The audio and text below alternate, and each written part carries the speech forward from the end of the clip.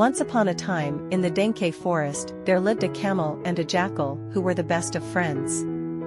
One hot day, the jackal heard rumors of a nearby farm that grew the sweetest and juiciest watermelons. His mouth watered at the thought, but a wide river stood between him and the farm. The jackal, being small and unable to swim, went to his friend the camel for help. "Dear camel," he said, "I have heard of a farm nearby that has the most delicious watermelons. Would you help me cross the river so we can feast on them together?" The camel, who also loved watermelons, readily agreed. "Of course, my friend. Climb onto my back, and I will carry us across the river." The jackal hopped onto the camel's back, and they set off towards the river. The camel waded into the water, swimming smoothly to the other side. Once they reached the farm, they found the watermelon patch and began to eat. The watermelons were indeed as sweet and juicy as the jackal had heard.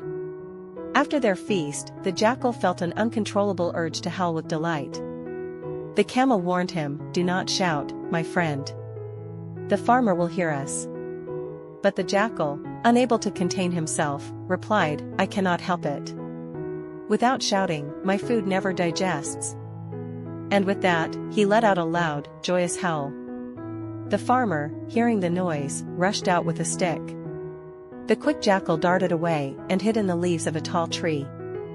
The camel, however, being much larger and slower, was caught by the farmer and received a sound beating.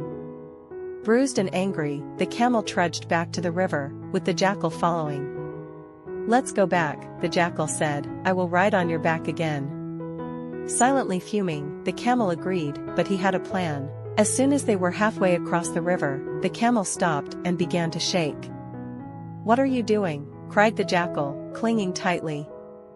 "I have my own way of digesting my food," the camel said. "And it involves a little swim." The camel plunged into the water, swimming in circles and making it difficult for the jackal to hold on. Frightened, the jackal clung to the camel's back with all his might, but he knew this was the camel's revenge. After a struggle, they finally reached the other side of the river, both exhausted. The jackal, shivering and wet, looked at his friend and realized the error of his ways. "I am sorry, dear camel," he said. "I should have listened to you and controlled my shouting. My actions brought trouble upon you." The camel, still angry but seeing the jackal's sincere apology, nodded. "We are friends, but we must always consider each other's well-being. Let this be a lesson for both of us." From that day on, the jackal learned to control his urges, and the camel forgave his friend.